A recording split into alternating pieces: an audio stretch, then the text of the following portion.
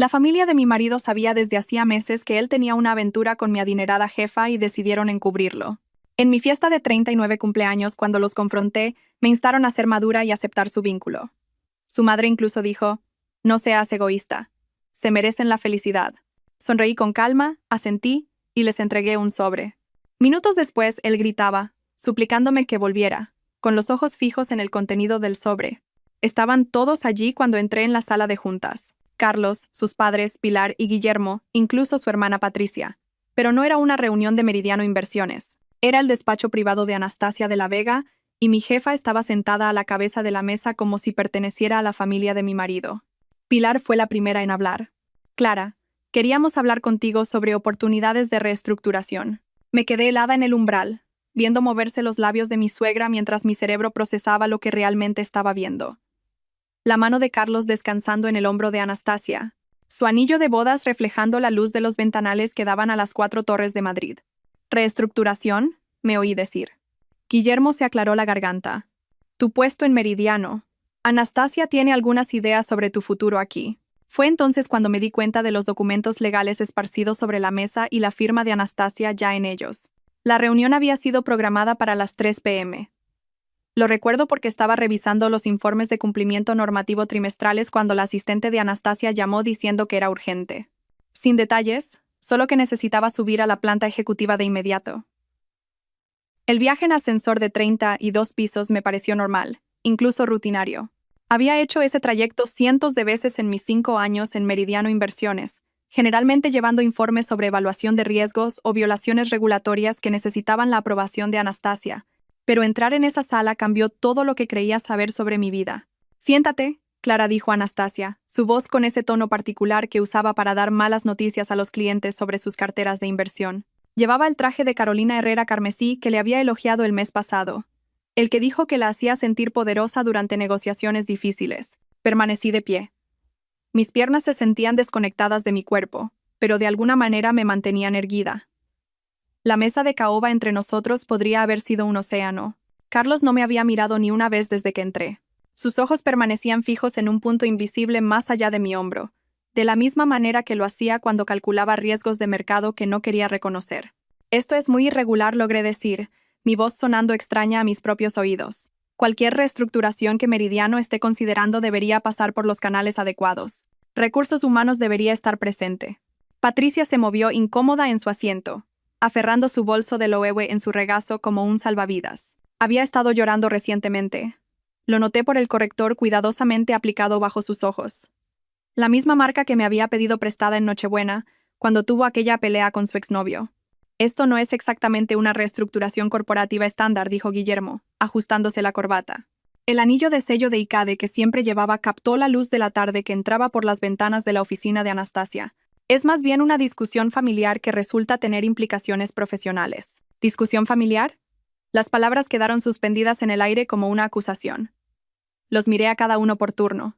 Estas personas con las que había compartido 12 años de Navidades, cumpleaños y comidas de domingo. Pilar no me miraba a los ojos, centrándose en la pantalla de su móvil, donde podía ver el reflejo de los mensajes de texto que intentaba responder discretamente. Patricia abría y cerraba la boca como si quisiera hablar, pero no encontrara las palabras. Y Carlos, mi marido, el hombre que había prometido amarme y respetarme frente a 200 invitados en nuestra boda, estaba sentado allí como un extraño con un rostro familiar. «¿Qué tipo de discusión familiar requiere la presencia de mi jefa?», pregunté, aunque una parte de mí ya lo sabía. Las noches hasta tarde que Carlos había estado trabajando, los inesperados viajes de negocios que coincidían con el itinerario de Anastasia, la forma en que Pilar había empezado a preguntar sobre mis horas extras y mis viajes de auditoría con un interés inusual. Anastasia se reclinó en su silla, la misma silla donde hace 6 meses me dijo que me ascendían a directora senior de cumplimiento normativo, que mi integridad y atención al detalle me hacían invaluable para el futuro de Meridiano, que me veía como algo más que una empleada, como alguien a quien estaba preparando para ser socia. «Clara, eres una mujer inteligente», comenzó, usando la voz que reservaba para explicar instrumentos financieros complejos a nuevos clientes. «Seguramente has notado que la dinámica en tu matrimonio ha estado evolucionando». ¿Evolucionando? ¿Qué palabra tan clínica para la traición? Y todos ustedes han sido conscientes de esta evolución. Miré a Pilar, la mujer que me enseñó su receta secreta del cochinillo de Navidad, que me había sostenido la mano durante el funeral de mi padre el año pasado. Pilar finalmente levantó la vista de su móvil. No queríamos hacerte daño innecesariamente. Algunas cosas se resuelven solas si se les da tiempo y espacio. Tiempo y espacio, repetí. ¿Es así como llaman a las reuniones secretas en el despacho de mi jefa? Los documentos legales sobre la mesa volvieron a llamar mi atención. Desde donde estaba, podía distinguir suficiente texto para entender su propósito. Acuerdos de separación, hojas de reparto de activos, incluso lo que parecía un borrador de carta de dimisión de mi puesto en Meridiano, mecanografiada en papel con el membrete de la empresa. Ya habéis preparado mi dimisión. La risa que se me escapó sonó frágil, lo suficientemente afilada como para cortar. Qué considerados. Queríamos hacer esta transición lo más suave posible, dijo Guillermo usando su voz de sala de juntas, la que desplegaba al negociar contratos para el negocio familiar de importación. Anastasia ha sido muy generosa con las condiciones de la indemnización. ¿Generosa?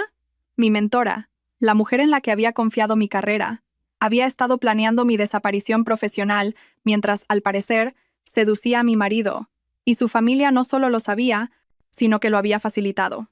Saqué mi móvil y tomé una foto de la escena, todos ellos sentados alrededor de esa mesa con sus documentos preparados y sus explicaciones ensayadas. Parecían un consejo de administración llevando a cabo una OPA hostil, lo cual, en cierto modo, era lo que estaban haciendo. Clara, por favor, sé razonable, Carlos finalmente habló, su voz cuidadosa, medida. Esto no tiene por qué ser conflictivo. Lo miré entonces, lo miré de verdad. El hombre para el que había preparado el desayuno esa mañana, cuyo café había preparado exactamente como le gustaba. Un poco de azúcar, un chorrito de leche. Llevaba la corbata que le había regalado por su cumpleaños, la plateada que resaltaba sus ojos. Tienes razón, dije, sorprendiéndolos con mi calma. No tiene por qué ser conflictivo en absoluto. Me di la vuelta y caminé hacia la puerta, deteniéndome con la mano en el pomo. Por cierto, Anastasia, puede que quieras revisar la sección 12 del Código de Ética Corporativa de Meridiano. La parte sobre las relaciones de supervisores con familiares de subordinados. Escribí esa sección yo misma, ¿recuerdas? Requisitos de documentación muy exhaustivos. El color desapareció del rostro de Anastasia mientras abría la puerta. Ah, y Pilar, cancela lo que sea que estés planeando para mi fiesta de cumpleaños el próximo mes. Haré mis propios arreglos. Los dejé allí, en esa sala de juntas con sus documentos y sus planes de reestructuración, sabiendo que la fachada de nuestra familia perfecta acababa de hacerse añicos sin posibilidad de reparación. Pero yo también sabía algo que ellos no, que llevaba semanas documentando irregularidades en los informes de gastos de Anastasia, que había notado el patrón de las supuestas reuniones de Carlos con clientes que coincidían con el horario de ella, y que la directora senior de cumplimiento normativo de Meridiano Inversiones tenía acceso a cada registro financiero, cada correo electrónico, cada transacción de tarjeta de crédito corporativa, que contaría la verdadera historia de su traición. El viaje en ascensor hacia abajo se sintió diferente esta vez. 32 pisos para planificar mi próximo movimiento. 32 pisos para pasar de víctima a arquitecta de mi propia venganza. El ascensor llegó a la planta baja de Meridiano Inversiones, y crucé el vestíbulo de mármol con unas piernas que se sentían desconectadas de mi cuerpo. El guardia de seguridad me saludó con la cabeza de la misma manera que lo había hecho cada tarde durante 5 años, sin saber que mi mundo entero acababa de implosionar 32 pisos más arriba. Fuera, Madrid se arremolinaba en su caos habitual de taxis y peatones. Pero yo me quedé en la acera, incapaz de recordar dónde había aparcado mi coche esa mañana. Mi móvil vibró. Marcos, mi asistente, me había enviado 3 mensajes mientras estaba en esa sala de juntas. Necesito hablar contigo urgentemente. Extraoficialmente. ¿Podemos vernos en la cafetería de la calle Orense? Marcos nunca pedía reuniones fuera de la oficina. En 3 años de trabajo juntos, nuestras conversaciones se habían limitado a mi despacho, la sala de reuniones del departamento de cumplimiento, o intercambios rápidos junto a la impresora.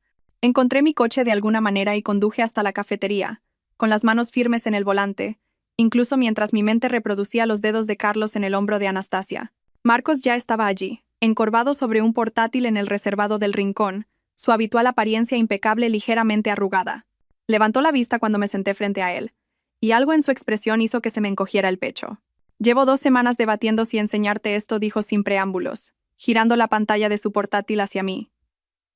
Pero después de verte bajar del despacho de Anastasia con esa cara, no puedo quedarme callado. La pantalla mostraba el calendario de Anastasia, el acceso ejecutivo que Marcos tenía para programar reuniones. Había resaltado docenas de bloques en los últimos 3 meses. Revisión de cartera. Privada aparecía una y otra vez, siempre en momentos en que yo estaba de viaje por auditorías o revisiones de cumplimiento. Nunca hay un nombre de cliente adjunto, dijo Marcos en voz baja. Ni información de conexión, ni sala de reuniones reservada. Y mira el patrón. Se desplazó por las semanas y lo vi claramente. Cada una de las revisiones de cartera coincidía con mi agenda fuera de la oficina. ¿Cuánto tiempo lleva pasando esto? Mi voz sonó sorprendentemente normal. La primera que noté fue en septiembre, el fin de semana que fuiste a Barcelona a la conferencia regulatoria.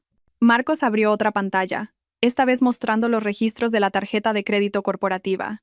Anastasia cargó una cena para dos en DiverXO ese sábado.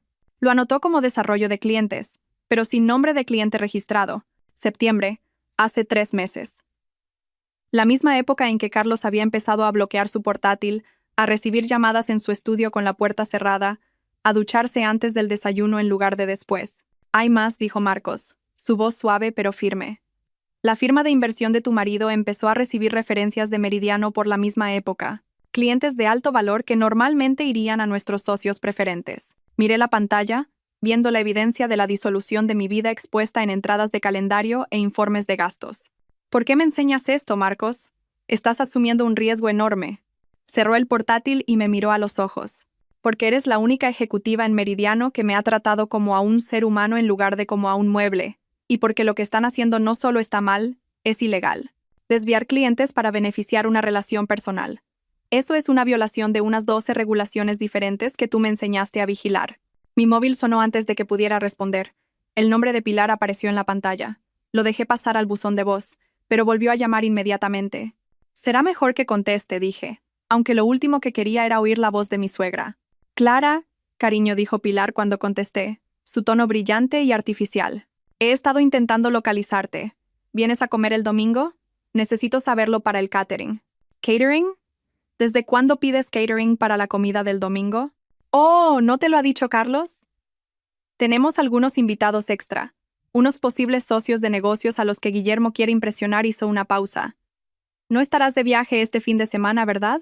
Sé que tienes esa conferencia en Sevilla pronto. La conferencia de Sevilla no era hasta dentro de 2 semanas, y no se lo había dicho a nadie excepto a mi equipo. ¿Cómo sabías lo de Sevilla, Pilar? Oh, debo habérselo oído mencionar a Carlos. Ya sabes lo orgulloso que está de tus ascensos. Hablando de eso, ¿trabajas hasta tarde mañana? Pensaba pasar por el centro. Pensé que podríamos comer si estás libre. 3 llamadas en una semana preguntando por mi horario.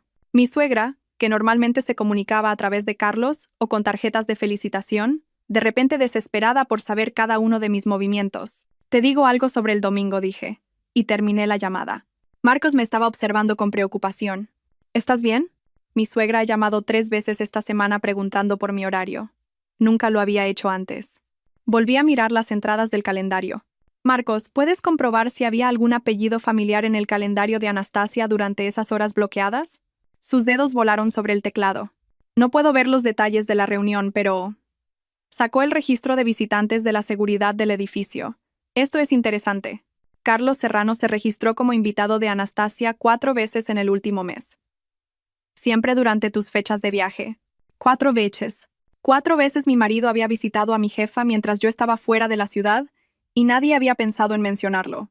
Ni Carlos, ni Anastasia, ni siquiera Patricia, que trabajaba 2 pisos más abajo y debía haberlo visto en el edificio. La gala benéfica fue 2 semanas después.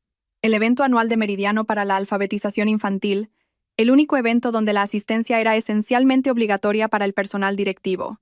Excepto que ese año, yo estaba en Bilbao lidiando con una auditoría de emergencia que misteriosamente se había vuelto crítica justo 3 días antes del evento. ¿Tienes que ir? Clara había insistido a Anastasia cuando surgió la auditoría. Eres la única en la que confío para manejar la cuenta de Fitzgerald correctamente. Yo me excusaré por ti en la gala. Había pasado todo ese fin de semana en una estéril habitación de hotel de Bilbao, revisando documentos que podrían haber esperado otra semana, perdiéndome la gala donde, al parecer, mi marido había sido el acompañante de mi jefa.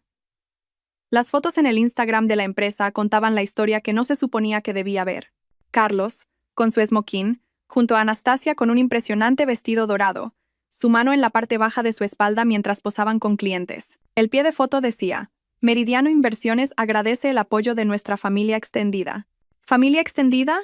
La frase me daba náuseas ahora. Mi colega Beatriz lo había mencionado casualmente el lunes siguiente. Tu marido es encantador. Hizo reír a todo el mundo en la mesa de Anastasia. Es un relaciones públicas nato.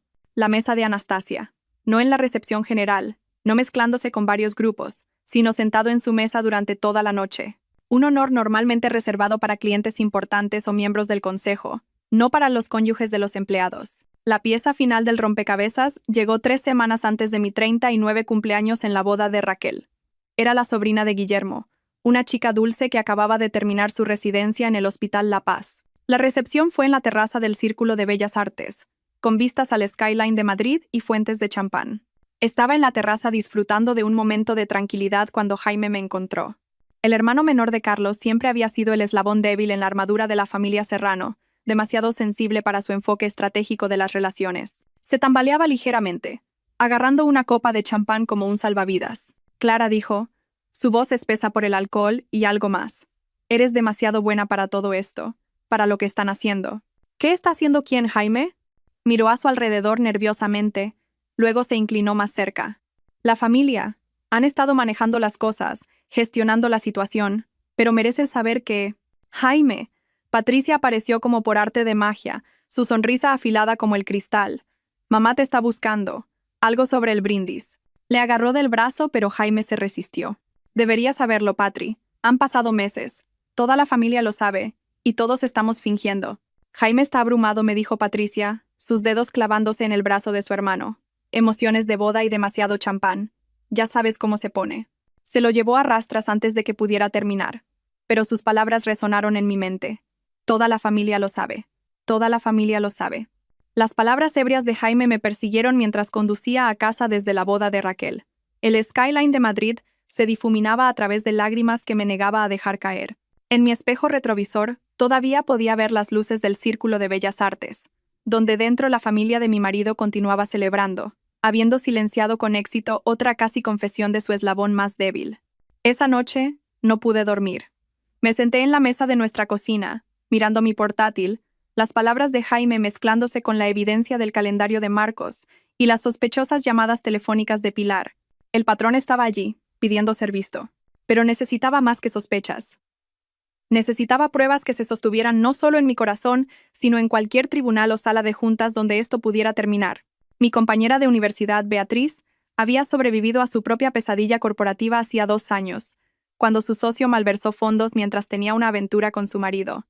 Me había hablado de una contable forense que la había salvado de la ruina financiera total. Encontré su mensaje con la información de contacto. Laura García, Investigaciones Financieras Discretas. Laura contestó al segundo tono aunque era pasada la medianoche. Beatriz me dijo que podrías llamar, dijo simplemente. ¿Puedes venir mañana? Trae todos los documentos financieros a los que puedas acceder. Declaraciones de la renta, extractos bancarios, carteras de inversión, registros corporativos, todo. Nos reunimos en su oficina en Usera, un edificio anodino que podría haber albergado cualquier cosa, desde una clínica dental hasta una agencia de seguros. Laura no era lo que esperaba. De unos 50 años, vestida con vaqueros y una sudadera de la Universidad Complutense, parecía más la tía favorita de alguien que una detective financiera que había destapado fraudes multimillonarios. Cuéntame lo que sabes, dijo, empujando una taza de café sobre su escritorio. Se lo conté todo. Los patrones del calendario, el extraño comportamiento de la familia, el repentino interés de Carlos en los eventos de Meridiano, la confesión ebria de Jaime. Tomó notas en un bloc de notas amarillo, pidiendo aclaraciones de vez en cuando, pero sobre todo escuchando. ¿Y tienes acceso a los sistemas financieros de Meridiano? Preguntó cuando terminé. Soy la directora senior de cumplimiento normativo. Tengo acceso a todo excepto a los detalles de la compensación ejecutiva. Laura sonrió por primera vez. Eso es más que suficiente. Esto es lo que vamos a buscar. Patrones inusuales en las referencias de clientes, contratos que no siguen los procesos de aprobación estándar, oportunidades de inversión que deberían haber pasado por licitación competitiva pero no lo hicieron. Tenía razón. Durante los siguientes 3 días, trabajando fuera de horario cuando las oficinas de Meridiano estaban vacías, saqué registros que pintaban un cuadro devastador. Hace 6 meses, justo cuando empezaron a aparecer esos misteriosos bloques en el calendario, Anastasia había comenzado a desviar oportunidades de inversión a firmas más pequeñas en lugar de a nuestros socios institucionales habituales. La firma que recibía la mayor parte de estas oportunidades. Inversiones Globales Serrano. el negocio familiar al que Carlos se había unido 2 años atrás. Las cifras eran asombrosas. Bonos municipales premium que deberían haber ido a nuestros clientes de primer nivel, oportunidades de capital privado con rendimientos garantizados, asignaciones de acciones pre-IPO por las que las firmas de inversión matarían. Todo dirigido silenciosamente al negocio de importación en apuros de los Serrano, que misteriosamente había girado hacia la gestión de inversiones justo cuando Anastasia y Carlos se acercaban más. 2 millones de euros en negocio dirigido en 6 meses, dijo Laura cuando le mostré la documentación. Eso no es una aventura, es una conspiración financiera. La familia de tu marido no solo sabía de la relación, se estaban beneficiando de ella. La evidencia se volvió más condenatoria a medida que profundizábamos. La firma de Guillermo en contratos que no tenía por qué ver. Pilar figuraba como consultora en acuerdos a pesar de no tener credenciales financieras. La firma de diseño de Patricia recibía de repente los contratos de marketing de Meridiano a tarifas un 30% por encima del valor de mercado. Me quedé despierta hasta las 2 a.m. esa noche en mi despacho de casa, mapeando todo en la pizarra que normalmente usaba para los flujos de trabajo de cumplimiento. Líneas rojas conectaban fechas. Círculos azules marcaban transacciones financieras. Resaltados verdes mostraban cada cena familiar donde se había discutido mi horario. El patrón que surgió se parecía menos a una aventura y más a una redada corporativa coordinada. Comida del domingo, 3 semanas antes de mi descubrimiento. Pilar preguntando por mi viaje a Barcelona. Lunes, Anastasia programando una revisión de cartera durante esas mismas fechas. Martes, una asignación de bonos municipales de 1 millón de euros a Inversiones Globales Serrano. Miércoles, Carlos trayendo flores a casa, el gesto culpable que yo había atribuido al estrés laboral. El descubrimiento de la tarjeta de crédito corporativa fue accidental. Estaba revisando informes de gastos rutinarios para la declaración trimestral, el tipo de trabajo monótono que hacía mientras escuchaba podcasts, cuando el nombre de Carlos apareció en una lista de usuarios autorizados. No de las tarjetas de su propia firma, sino de la tarjeta de Meridiano Inversiones número terminada en 4421, la cuenta ejecutiva de Anastasia. Mis manos temblaban mientras sacaba los extractos detallados. El Hotel Ritz, múltiples cargos en fechas en que yo había estado en Valencia por formación. Restaurantes como Coque, cenas íntimas para 2 durante mi auditoría en Bilbao. El alquiler en Marbella etiquetado como fin de semana de entretenimiento para clientes, que coincidió con la visita de mi madre a California. Pero lo peor fue encontrar cargos en Suárez, la joyería de la calle Serrano, el día después de que se anunciara mi ascenso, un cargo de 0 euros por lo que el recibo describía como consulta de joyería. El mismo día que Carlos me había dicho que estaba orgulloso de mí, me había abrazado y prometido que lo celebraríamos adecuadamente cuando las cosas se calmaran en su empresa. Estaba imprimiendo estos documentos cuando Patricia apareció en la puerta de mi despacho. Eran las 7 p.m. El edificio de Meridiano estaba casi vacío, excepto por algunos analistas junior trabajando para cumplir plazos. Parecía agotada, su traje de diseño arrugado, su maquillaje habitualmente perfecto, corrido. «Tenemos que hablar», dijo, cerrando la puerta detrás de ella. Seguí imprimiendo, el sonido mecánico llenando el silencio entre nosotras. Patricia se sentó en mi silla de invitados, agarrando su bolso como una armadura. «Sé que lo sabes», dijo finalmente. «Jaime me contó lo de la boda», lo que casi dijo. Me volví para mirarla, manteniendo mi expresión neutral a pesar de la rabia que crecía en mi pecho. «¿Qué es exactamente lo que sé, Patricia?» Abrió la boca, la cerró, miró al techo como buscando intervención divina. «La familia, hemos estado tratando de protegerte de un dolor innecesario. A veces, estas cosas se resuelven solas si se les da espacio y tiempo. Espacio y tiempo, repetí. ¿Es así como llamáis a facilitar reuniones secretas entre mi marido y mi jefa?» El rostro de Patricia se descompuso. No se suponía que fuera así. Al principio era solo negocio. Anastasia podía ayudar a la firma de nuestra familia, y Carlos era el enlace natural. Pero luego, retorció la correa de su bolso.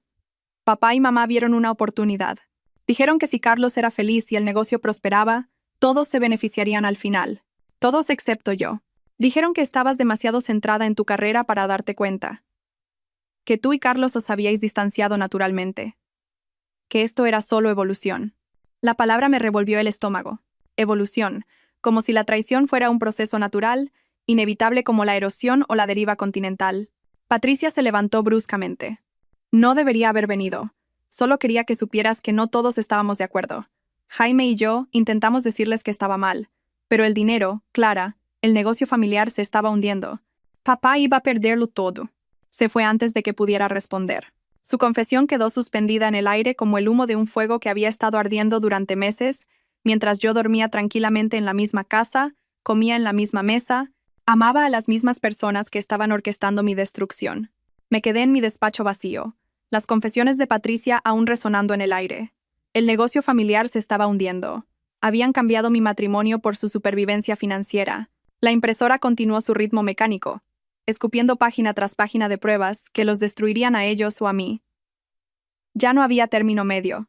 Esa noche, fui a casa y preparé la cena como si nada hubiera cambiado. Carlos se sentó frente a mí en nuestra mesa de comedor, cortando su solomillo con los mismos movimientos precisos que usaba para todo, sin saber que había comenzado a grabar nuestras conversaciones en mi móvil, escondido debajo de mi servilleta. «¿Qué tal tu día?», preguntó, la pregunta tan vacía como se había vuelto nuestro matrimonio. «Ajetreado». Los informes de cumplimiento trimestrales vencen pronto. Lo vi asentir distraídamente, navegando por su móvil. «Pilar ha vuelto a llamar hoy. Parece muy interesada en mi horario últimamente». Sus dedos se detuvieron por un instante en la pantalla. «Probablemente esté planeando algo para tu cumpleaños. Ya sabes cómo se pone con las celebraciones familiares». Celebraciones familiares. Quise reírme de la ironía, pero en lugar de eso dije. Preguntó específicamente por la conferencia de Sevilla. «Aún no se lo he dicho». «Quizás lo mencioné yo», dijo, sin levantar la vista. «¿Me pasas la sal?». Durante las siguientes 3 semanas me convertí en alguien que no reconocía. Cada noche, después de que Carlos se acostara, trabajaba en la oscuridad de nuestra habitación de invitados, fotografiando documentos con la luz del móvil, subiendo archivos a discos duros encriptados que le había dado a mi amiga de la universidad, María, para que los guardara en su piso de lavapiés. No hizo preguntas cuando aparecía a medianoche con pendrives envueltos en bolsas de plástico. Solo me preparó un té y prometió mantenerlos a salvo. Las comidas familiares se convirtieron en operaciones de recopilación de inteligencia. Llegaba temprano para ayudar a Pilar en la cocina, mi móvil grabando en el bolsillo de mi chaqueta mientras ella hablaba de los prometedores nuevos clientes de Carlos y de lo generosa que había sido Anastasia con las referencias. «Una mujer tan brillante», dijo Pilar un domingo, colocando rosas en su jarrón de yadró.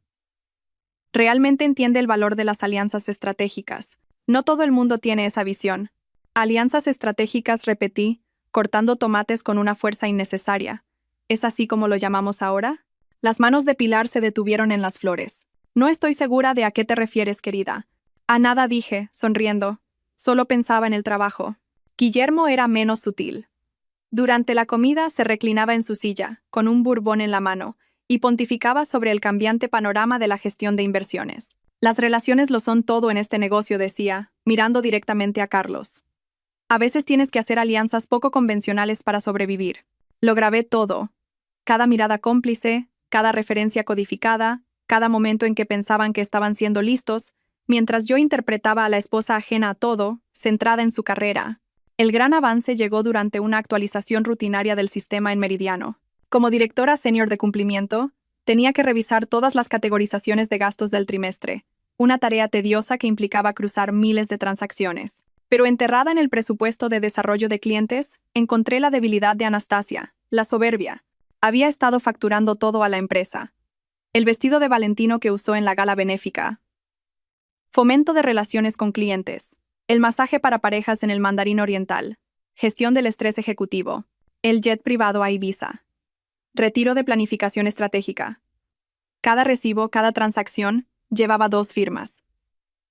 Anastasia de la Vega y Carlos Serrano. Mi marido había estado firmando la aprobación de compras de lujo para otra mujer, autorizando gastos que violaban cada política que yo había escrito para Meridiano. El rastro de papel era tan descarado, tan arrogantemente descuidado, que me dejó sin aliento. No solo habían tenido una aventura, la habían estado documentando en los registros financieros corporativos. Fotografié todo, lo respaldé en 3 lugares diferentes, y envié copias encriptadas a Laura García. Su respuesta fue inmediata. «Esto es fraude electrónico, delito societario, apropiación indebida. Tu jefa acaba de entregarte un caso para la Audiencia Nacional». El bautizo de la sobrina de Guillermo proporcionó la pieza final que necesitaba. Se celebró en el Club Financiero Génova. Todo globos pastel y brunch con champán, el tipo de evento donde las mujeres Serrano cumplían sus deberes sociales con gracia ensayada. Llegué tarde, alegando retrasos en el trabajo. Mi móvil ya estaba grabando en mi bolso. Pilar me llevó a un lado cerca de la mesa de regalos. su perfume Chanel número 5 abrumador en el pequeño espacio. Pareces cansada, querida. Tanto trabajo no puede ser bueno para ti. Es solo una época exigente, dije, dejando que el agotamiento se colara en mi voz. A veces me pregunto si me estoy perdiendo otras cosas por centrarme tanto en mi carrera. Los ojos de Pilar se iluminaron con la satisfacción de alguien que había estado esperando una oportunidad. Una carrera es importante, pero no debería serlo todo. A veces tenemos que aceptar que las personas crecen en diferentes direcciones. Carlos, por ejemplo, ha estado explorando nuevos horizontes últimamente. Es saludable para un matrimonio cuando ambos cónyuges tienen espacio para explorar sus opciones. ¿Explorar sus opciones? Mantuve mi voz cuidadosamente neutral. Oh, ya sabes a lo que me refiero. Desarrollo profesional, nuevas conexiones. Anastasia ha sido maravillosa para el crecimiento de su carrera. Deberías estar orgullosa de que esté expandiendo su red de contactos. ¿Y crees que yo debería centrarme en mi carrera mientras Carlos explora? Exactamente. Pilar me apretó el brazo, confundiendo mi tono con aceptación. Eres una chica tan lista, Clara. Céntrate en lo que haces mejor y deja que Carlos haga lo mismo. Todos terminan más felices así. Sus palabras, capturadas claramente en mi móvil, eran la confesión que necesitaba. No solo el conocimiento de la aventura, sino el fomento activo, la planificación estratégica, la colusión familiar y mi humillación. Esa noche me encerré en nuestro dormitorio mientras Carlos asistía a otra reunión tardía con un cliente que ambos sabíamos que no tenía nada que ver con clientes. Extendí todo sobre la cama. Correos electrónicos impresos, recibos fotografiados, grabaciones transcritas, el análisis financiero de Laura, la evidencia del calendario de Marcos. Parecía el cuarto de guerra de un fiscal preparándose para el juicio del siglo. Trabajé hasta el amanecer, organizando todo en un único informe completo. Cada sección meticulosamente documentada con fechas, horas y pruebas. Solo el fraude financiero ascendía a más de 300.000 euros en fondos malversados. Los conflictos de interés violaban docenas de regulaciones de la CNMV. El rastro de papel conducía directamente desde el despacho ejecutivo de Anastasia a las cuentas bancarias de la familia Serrano. Pero la sección más condenatoria era la cronología. 6 meses de engaño expuestos hora por hora, cena por cena, mentira por mentira. Cada vez que Carlos me besaba al despedirse mientras planeaba encontrarse con Anastasia. Cada reunión familiar donde discutían mi horario para facilitar sus encuentros. Cada momento en que me sonreían mientras contaban el dinero que fluía de mi jefa a sus cuentas. Mientras el sol salía sobre Chamberí, miré al hombre que dormía en nuestra cama, su rostro pacífico a la luz de la mañana. No tenía idea de que yo había construido un caso que destruiría todo lo que conocía. La mujer con la que se había casado, la que confiaba ciegamente y amaba completamente, se había ido. En su lugar, había alguien que entendía que el amor sin respeto no valía nada y que la mejor venganza no era emocional. Era procedimental, sistemática y absolutamente devastadora. Cerré mi portátil y miré el informe completo que había reunido. Mi marido seguía durmiendo plácidamente a mi lado mientras el sol de la mañana pintaba de dorado las paredes de nuestro dormitorio. La evidencia era completa, innegable y devastadora. Ahora necesitaba decidir cómo desplegarla. La respuesta llegó 3 días después en forma de una llamada de Pilar. Clara, cariño, tu cumpleaños es el mes que viene, dijo, su voz con un brillo inusual que me puso en alerta de inmediato. Guillermo y yo queremos organizar una fiesta para ti en nuestro chalet de La Moraleja. Es un cumpleaños tan señalado. Los 39 merecen una celebración adecuada. Pilar nunca se había ofrecido a organizar mi cumpleaños en 12 años de matrimonio. Mis cumpleaños siempre habían sido cenas tranquilas con Carlos, a veces un viaje de fin de semana si nuestros horarios lo permitían. El entusiasmo repentino se sentía orquestado, como todo lo demás que la familia Serrano había estado planeando a mis espaldas. Es muy generoso por tu parte, Pilar. Pero insisto, interrumpió, su tono pasando de sugerencia a orden. Ya he empezado a hacer los preparativos. El sábado 15, cócteles a las 7, cena a las 8. Pensé en mantenerlo íntimo, familia y amigos cercanos. ¿A quién tenías en mente para la lista de invitados? Hubo una pausa, del tipo que precede a palabras cuidadosamente ensayadas. Bueno, la familia, por supuesto. Algunos socios de Guillermo, y pensé que sería apropiado invitar a Anastasia de la Vega, dada vuestra relación profesional. Sería un buen gesto, ¿no crees? Demostrar que no hay fronteras entre la vida laboral y familiar. Sin fronteras. La frase quedó suspendida entre nosotras como una confesión que no se dio cuenta de que había hecho. Apreté mi móvil con más fuerza, forzando mi voz a permanecer firme. Por supuesto, Anastasia definitivamente debería estar allí. Maravilloso. Me encargaré de todo. Tú solo ven y luz hermosa. Después de colgar, me senté en mi escritorio y tracé exactamente lo que Pilar estaba planeando. Un entorno controlado donde pudieran manejar la narrativa. Probablemente planeaban anunciar la relación de Carlos y Anastasia como si fuera una decisión mutua a la que todos habíamos llegado juntos. Lo enmarcarían como sofisticado, moderno, evolucionado. Todas las palabras que habían estado ensayando en sus reuniones familiares mientras tramaban mi humillación. El momento era perfecto, pero no por la razón que ellos pensaban. Pasé la semana siguiente haciendo mis propios preparativos. Primero visité las oficinas de la Comisión Nacional del Mercado de Valores, CNMV, en el Paseo de la Castellana. El austero vestíbulo del edificio y los controles de seguridad me parecieron apropiados para lo que estaba a punto de hacer. La investigadora que tomó mi informe, una mujer llamada Juana Torres con ojos amables y un comportamiento inflexible, revisó mi documentación con creciente interés.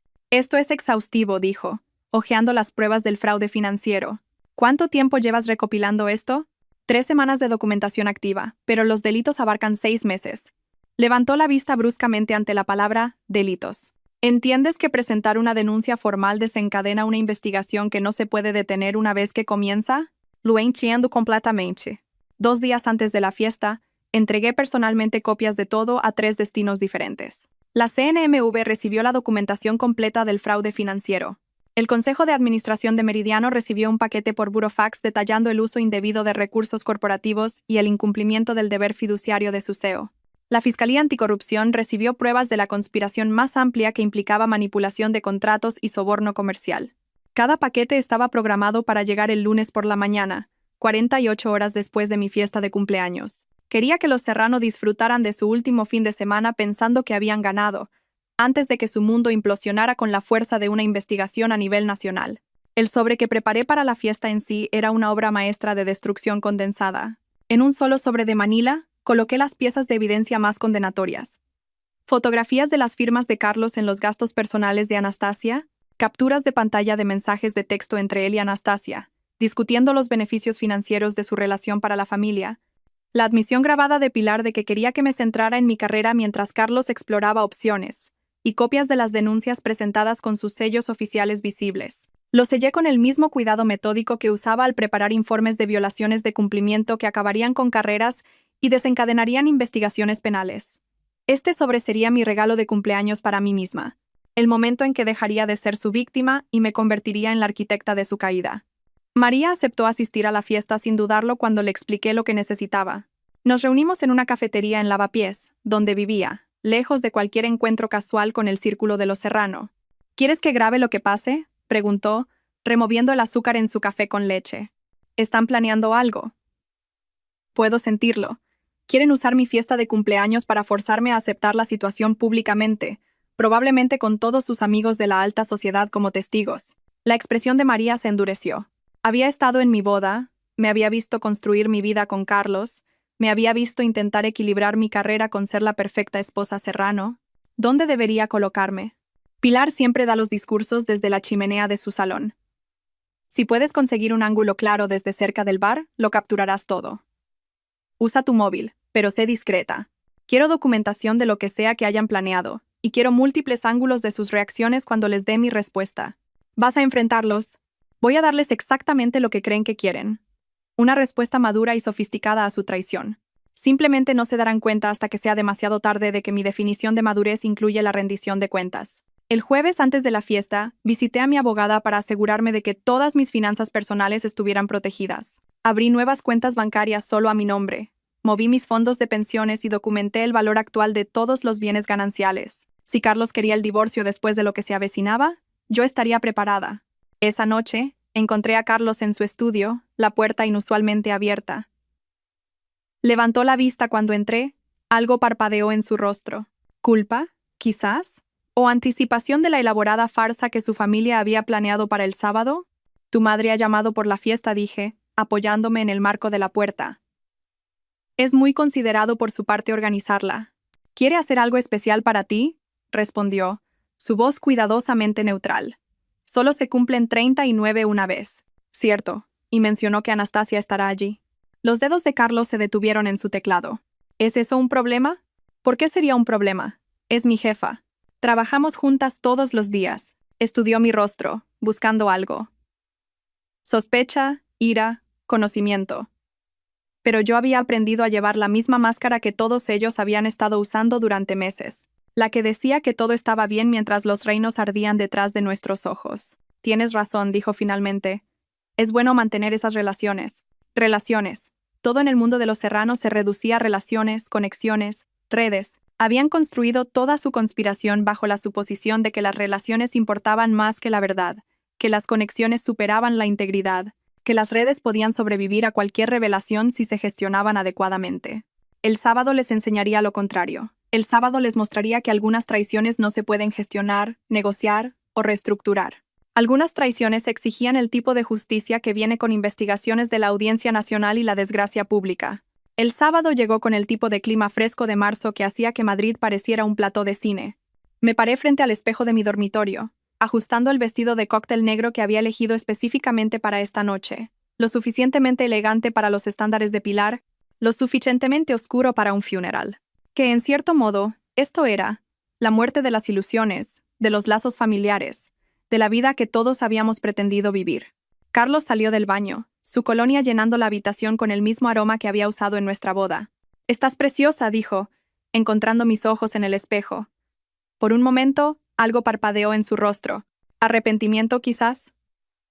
¿O simplemente anticipación de la actuación que su familia había orquestado? Gracias, respondí, deslizando el sobre de Manila en mi bolso. Tu madre apreciará que hagamos un esfuerzo. El viaje en coche al chalet de La Moraleja se sintió más largo de lo habitual.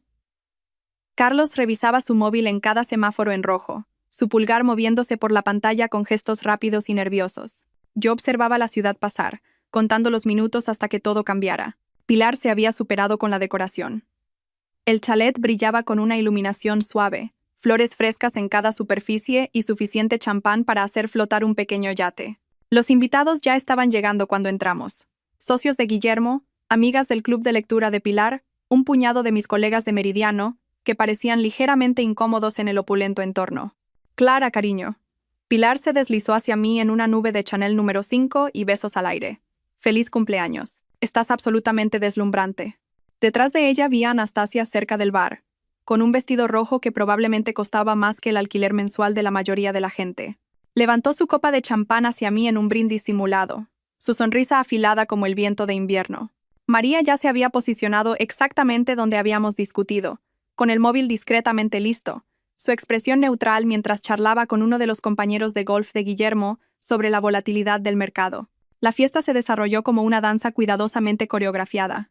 Se pasaron aperitivos, se sirvió champán, y las conversaciones fluyeron sobre temas seguros, precios inmobiliarios, planes de vacaciones, la moneda social habitual de Madrid. Pero podía sentir la corriente subterránea de anticipación, la forma en que Pilar seguía mirando su reloj, cómo Guillermo y Patricia intercambiaban miradas significativas a través de la habitación. Exactamente a las 8:30, Pilar tintineó su copa con una cucharilla de plata, pidiendo atención. A todos, por favor, un brindis por nuestra querida Clara en su 39 cumpleaños. La multitud se reunió, copas en alto, mientras Pilar pronunciaba un discurso que sonaba sincero para cualquiera que no supiera la verdad. Habló de la familia, del crecimiento, de abrazar el cambio y los nuevos capítulos. Cada palabra estaba cargada de doble sentido, un mensaje envuelto en deseos de cumpleaños. Por Clara concluyó, que este año te traiga claridad, aceptación y la sabiduría para reconocer la felicidad en todas sus formas. Los invitados aplaudieron y bebieron. Fue entonces cuando Pilar me tocó suavemente el codo. Clara, querida, ¿podrías acompañarnos un momento a la biblioteca? Guillermo tiene un regalo especial que le gustaría entregarte en privado. La seguí por el pasillo, oyendo los pasos de Carlos detrás de nosotras. La puerta de la biblioteca ya estaba abierta. Guillermo y Patricia esperaban dentro como jueces en un tribunal. La puerta se cerró con un suave clic que sonó como una trampa cerrándose. Clara, comenzó Guillermo, su voz adquiriendo el tono condescendiente que usaba con clientes difíciles. Queríamos hablar contigo en privado porque nos importas. Somos familia, y la familia se cuida. Permanecí de pie mientras ellos se disponían en un semicírculo, siguiendo claramente alguna posición ensayada. Patricia jugueteaba con su pulsera, la única que mostraba algo de incomodidad con lo que estaba a punto de suceder. Pilar tomó el relevo, su voz suave como un whisky añejo. Sabemos que esto puede ser difícil de escuchar, pero creemos que eres lo suficientemente madura para manejar la verdad. Carlos y Anastasia han desarrollado sentimientos el uno por el otro. Sentimientos reales y profundos que trascienden las relaciones convencionales. ¿Trascienden? Repetí, saboreando la palabra como vino echado a perder. Son almas gemelas, continuó Pilar, entusiasmándose con su tema. No se puede luchar contra ese tipo de conexión. Sería egoísta intentarlo. Guillermo asintió sabiamente. Eres una mujer inteligente, Clara. Seguramente entiendes que forzar a la gente a negar sus verdaderos sentimientos solo crea miseria para todos los involucrados. Patricia finalmente habló. Su voz apenas un susurro. Eres lo suficientemente fuerte para manejar esto con dignidad. Todos sabemos lo capaz que eres. Dejé que terminaran toda su presentación, sus argumentos cuidadosamente ensayados sobre la evolución emocional y la aceptación madura. Hablaron de la felicidad de Carlos como si fuera un bien más valioso que mi dignidad. Enmarcaron la persecución de Anastasia a mi marido como una inevitabilidad cósmica en lugar de una depredación calculada. Cuando finalmente guardaron silencio, esperando mi respuesta, sonreí. Era la misma sonrisa que usaba al revisar contratos que contenían cláusulas de rescisión ocultas. Tenéis toda la razón, dije con calma. Debería manejar esto con madurez y gracia. El rostro de Pilar se iluminó con alivio. Guillermo suspiró de verdad. Los hombros de Patricia cayeron mientras la tensión la abandonaba. Pensaban que habían ganado. Pensaban que su cuidadosa manipulación había funcionado. ¿Volvemos a la fiesta?, sugirió Pilar, ya moviéndose hacia la puerta. No hay necesidad de dejar que esto arruine tu celebración de cumpleaños. Lo seguí de vuelta a la sala principal, donde los invitados continuaban sus conversaciones, ajenos al tribunal familiar que acababa de reunirse. Carlos estaba cerca de la chimenea con Anastasia, sus cuerpos inclinados el uno hacia el otro con la intimidad inconsciente de los amantes que creen que están siendo discretos. Caminé directamente hacia ellos, mis tacones resonando en el suelo de mármol con precisión de metrónomo. El sobre en mi bolso se sentía cálido contra mi costado. Las conversaciones a nuestro alrededor comenzaron a silenciarse a medida que la gente sentía que algo cambiaba en la atmósfera de la sala. Carlos, Anastasia, dije lo suficientemente alto para que los invitados de alrededor oyeran. Ya que todos estamos siendo adultos maduros aquí, tengo algo para vosotros. Saqué el sobre, sosteniéndolo entre nosotros como un veredicto. El rostro de Carlos se puso pálido antes incluso de abrirlo. Quizás reconoció su peso. La forma en que los documentos verdaderamente devastadores siempre se sienten más pesados de lo que deberían. Clara, ¿qué es esto? La voz de Anastasia llevaba una advertencia, pero era demasiado tarde. Ábrelo, dije simplemente. Después de todo, estamos manejando esto como gente sofisticada, ¿no? Los dedos de Carlos tropezaron con el sello. Observé sus ojos escanear la primera página, el sello de entrada de la CNMV, visible en la parte superior, el número de caso ya asignado. Sus manos comenzaron a temblar cuando llegó a la segunda página, el fraude documentado, las firmas que había puesto en los gastos personales de Anastasia. El sonido que se le escapó no fue exactamente un grito, fue algo más primario que eso. El sonido de alguien viendo cómo todo lo que había construido se evaporaba como la niebla de la mañana. El sobre se le cayó de las manos, las páginas esparciéndose por el suelo de mármol, donde los invitados podían ver los encabezados oficiales. La palabra fraud, visible en negrita, el nombre de la empresa familiar listado como co-conspirador en delitos financieros. Clara, por favor, no lo entiendes, su voz se quebró, extendiendo hacia mí unas manos que habían firmado la renuncia a nuestro matrimonio por un dinero que nunca había ganado legalmente. Lo entiendo perfectamente, dije, mi voz resonando en la ahora silenciosa habitación. La familia de mi marido ha sabido de su aventura con mi jefa durante meses. Lo facilitaron porque Anastasia estaba desviando ganancias ilegales a su negocio en apuros. Cada persona que estaba en esa biblioteca acaba de intentar convencerme de que aceptara esto en silencio. La habitación permaneció congelada mientras los documentos yacían esparcidos por el suelo de mármol italiano importado de Pilar. Los invitados parecían estatuas, las copas de champán suspendidas a medio camino de los labios, observando cómo el mundo cuidadosamente construido de la familia Serrano se hacía añicos en tiempo real. María, desde su posición junto al bar, lo había capturado todo en su móvil. La confrontación, los papeles esparcidos y ahora el silencio atónito que siguió a mi anuncio. Pilar fue la primera en moverse, su rostro pasando por un carrusel de emociones, confusión, rabia, miedo y finalmente un tipo de cálculo desesperado mientras intentaba encontrar palabras que pudieran salvar la situación.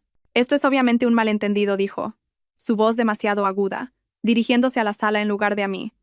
Los asuntos familiares pueden ser tan complicados. Las investigaciones por fraude de la Audiencia Nacional no son asuntos familiares, dije, agachándome para recoger una de las páginas.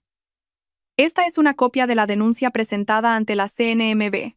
El lunes por la mañana, los investigadores comenzarán a revisar cómo Anastasia de la Vega utilizó los recursos de Meridiano Inversiones para enriquecer el negocio de la familia Serrano a través de contratos ilegales y comisiones. Anastasia permaneció perfectamente inmóvil. Su vestido rojo ahora parecía una bandera de advertencia. Sus ojos se encontraron con los míos a través de la sala y vi el momento exacto en que comprendió el alcance de lo que había hecho.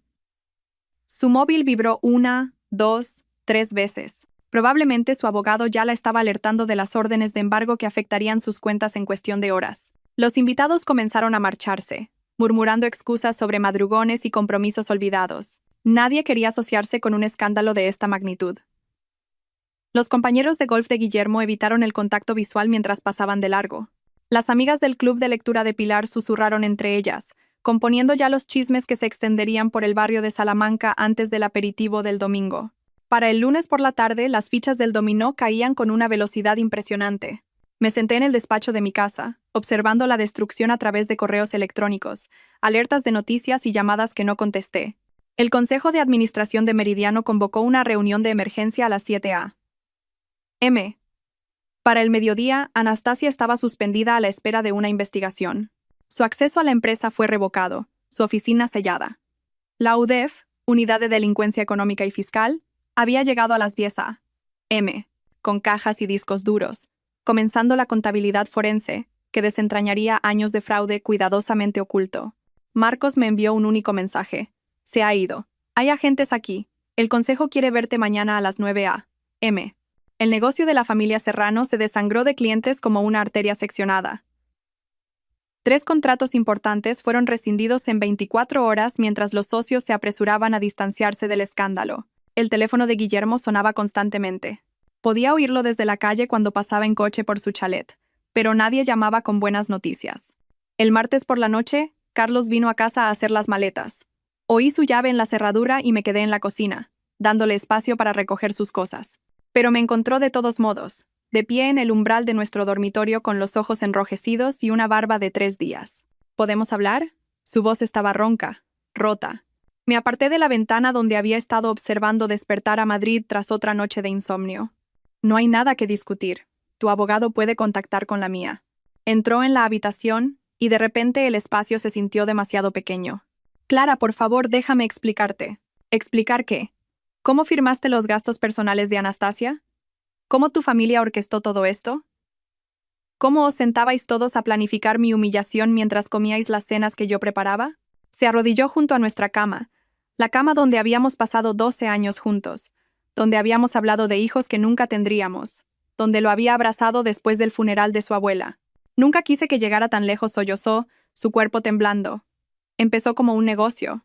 La empresa de papá se estaba hundiendo. Anastasia se ofreció a ayudar y luego se convirtió en otra cosa. Se convirtió en fraude. Se convirtió en conspiración. Se convirtió en una traición a una escala que no podría haber imaginado. Mi familia me empujó hacia ella. Decían que era para el beneficio de todos. Que tú estabas demasiado centrada en tu carrera para darte cuenta o para que te importara. Hicieron que pareciera que estaba haciendo lo correcto para todos. Sus palabras podrían haberme conmovido hace 6 meses, cuando todavía creía en el hombre con el que me había casado. Ahora sonaban como lo que eran, intentos desesperados de culpar a otros, de minimizar su responsabilidad, de transformarse de perpetrador a víctima. Tu familia no falsificó tu firma en esos documentos, dije en voz baja. No te obligaron a reunirte con Anastasia en el Ritz mientras yo estaba de viaje. Tú tomaste esas decisiones. Todavía te quiero, susurró buscando mi mano. Di un paso atrás. No, no me quieres. Amas la vida que yo proporcionaba, la estabilidad, la respetabilidad, la tapadera para los chanchullos de tu familia. Pero el amor no conspira. El amor no engaña. El amor no trata la dignidad de alguien como un daño colateral aceptable. El miércoles llegaron los papeles del divorcio. Mi abogada, recomendada por Laura García, era especialista en divorcios de alto patrimonio que implicaban delitos financieros. Le presentó a Carlos unos términos no negociables. Renunciaría a cualquier derecho sobre el piso, nuestras inversiones conjuntas, incluso el coche. A cambio, yo no presentaría cargos penales adicionales por las declaraciones de la renta fraudulentas que habíamos presentado conjuntamente mientras él ocultaba ingresos ilegales. Su abogado, con aspecto agotado tras 3 días de control de daños, le aconsejó que firmara. El proceso penal va a ser bastante malo, le oí decir en el pasillo. No añadas un juicio de divorcio vengativo a tus problemas. Carlos firmó con unas manos que temblaban tanto que apenas podía sostener el bolígrafo. El hombre que una vez firmó con confianza acuerdos de inversión millonarios se vio reducido a un desastre tembloroso, viendo cómo 12 años se disolvían en tinta negra. El jueves por la tarde, Patricia apareció en mi puerta. Parecía destrozada, su ropa de diseño arrugada, el maquillaje corrido por sus mejillas, su habitual compostura completamente rota. Casi no la dejó entrar, pero algo en su expresión me hizo abrir más la puerta. Necesito contártelo todo, dijo, desplomándose en mi sofá. No para pedir perdón, no lo merezco, pero deberías saber toda la verdad. Habló durante 1 hora mientras mi sistema de seguridad grababa cada palabra. Cómo la conspiración había comenzado hacía 8 meses cuando Guillermo confesó que el negocio familiar se estaba hundiendo. Cómo Pilar había sugerido que Carlos aprovechara su relación conmigo para acercarse a Anastasia. Cómo lo habían entrenado para el acercamiento inicial, diciéndole que era solo networking, solo desarrollo de negocio. Todos lo supimos desde el principio, sollozó Patricia. Cada domingo en la comida familiar, discutíamos tu horario, planeábamos sus reuniones, elaborábamos estrategias sobre cómo evitar que te enteraras. Mamá decía que eras demasiado lista para que te engañaran para siempre, pero para entonces el dinero estaría asegurado y tendrías que aceptarlo. Pensabais que era ingenua, Gigi. Pensábamos que estabas demasiado centrada en ser perfecta, la esposa perfecta, la empleada perfecta, para ver lo que estaba pasando. No contábamos con que fueras, buscó la palabra sistemática, exhaustiva. No sabíamos que estabas documentándolo todo. Se fue mientras se ponía el sol, su confesión grabada y guardada en 3 lugares diferentes. La evidencia ahora estaba completa, no solo fraude financiero, sino conspiración, premeditación y engaño sistemático que involucraba a cada miembro de la familia Serrano. Para el viernes, las llamadas de Pilar habían pasado de airadas exigencias de explicación a desesperadas súplicas de clemencia. Dejaba mensajes de voz que recorrían todo el espectro de la manipulación, culpa, rabia, negociación, apelaciones a la lealtad familiar. Nos estás destruyendo, lloraba en un mensaje. Guillermo tiene dolores en el pecho. El negocio está arruinado. ¿Cómo puedes hacerle esto a la familia? Familia. La palabra había perdido todo significado. Se suponía que la familia te protegía, no que orquestaba tu traición. Se suponía que la familia celebraba tus éxitos, no que los usaba como oportunidades de explotación. Se suponía que la familia te amaba, no que cambiaba tu dignidad por ganancias financieras. Borré cada mensaje sin escucharlo hasta el final. Los Serrano habían tomado sus decisiones meses atrás, cuando decidieron que mi matrimonio era un sacrificio aceptable para su supervivencia financiera.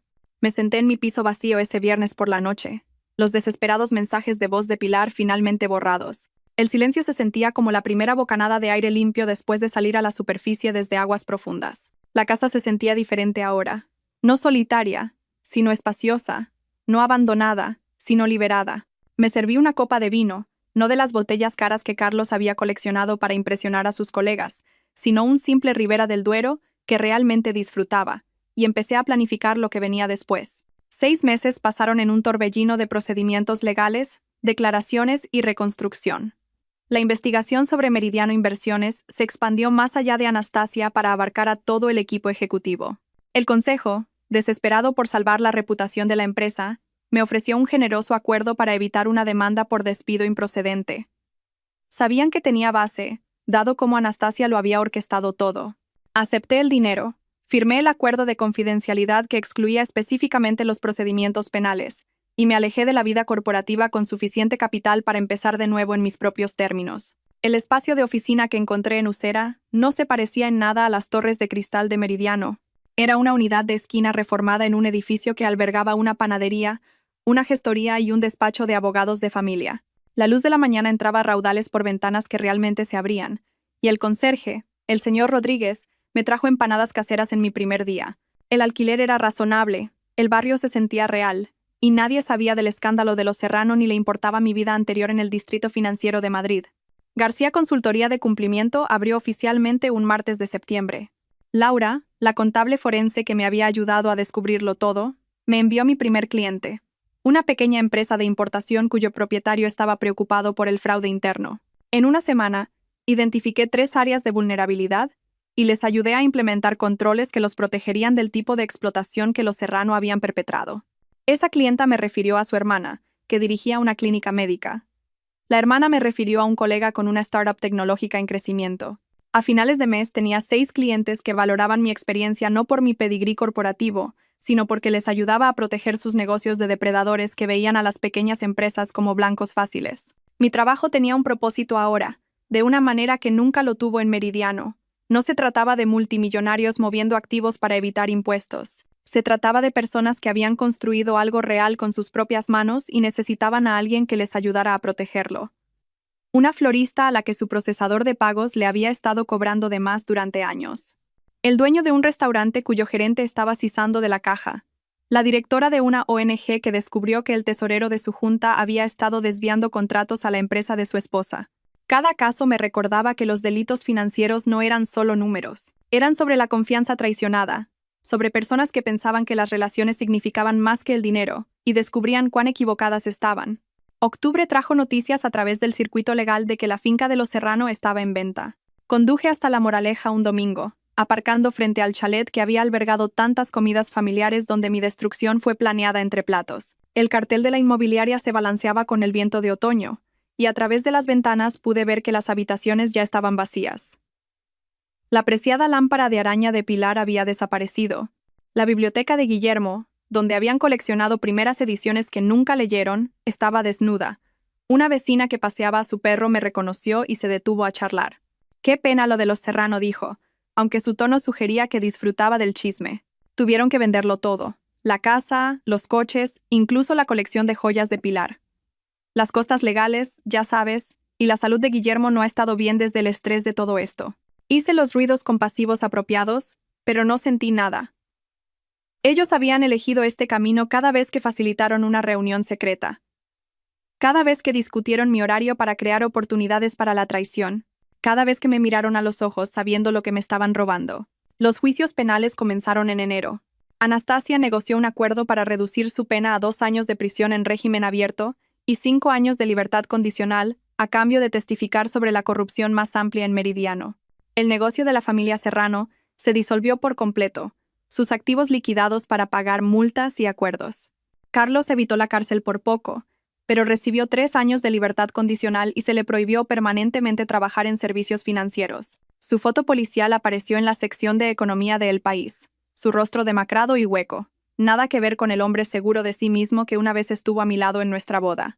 Guillermo sufrió un leve infarto durante los procedimientos y requirió cuidados constantes que agotaron los ahorros que habían logrado ocultar a los investigadores. Pilar, que había pasado décadas cultivando su posición en la sociedad, se encontró desinvitada de las juntas de caridad y los clubes sociales. Patricia se mudó a Valencia, cambió su apellido y empezó de nuevo donde nadie conocía el escándalo. Mi 40 cumpleaños llegó en marzo, exactamente un año después de la fiesta que destruyó la dinastía Serrano. María insistió en organizar una cena en su apartamento. Nada elegante, solo amigos que me conocían antes de convertirme en lastra. Serrano, antes de Meridiano, antes de que nada de eso importara. Nos sentamos alrededor de la mesa de su cocina comiendo comida china de los cartones, bebiendo vino que costaba 12 euros la botella, jugando a las cartas hasta la medianoche. Nadie mencionó a Carlos ni el escándalo. Hablamos de cosas normales. El ascenso de María en el hospital, el nuevo bebé de nuestra amiga Beatriz, el libro del club de lectura que nadie había terminado de leer. «Te veo bien», dijo María mientras me acompañaba a la puerta al final de la noche. «Realmente bien. No solo sobreviviendo, sino realmente bien». Tenía razón. Por primera vez en años, quizás por primera vez en mi vida, me sentía alineada con mi propia vida.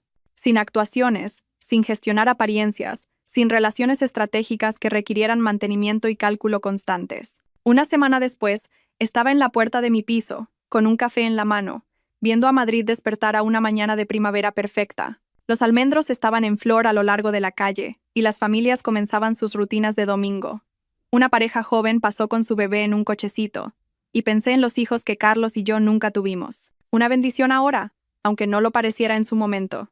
Mi móvil vibró con un mensaje de un nuevo cliente.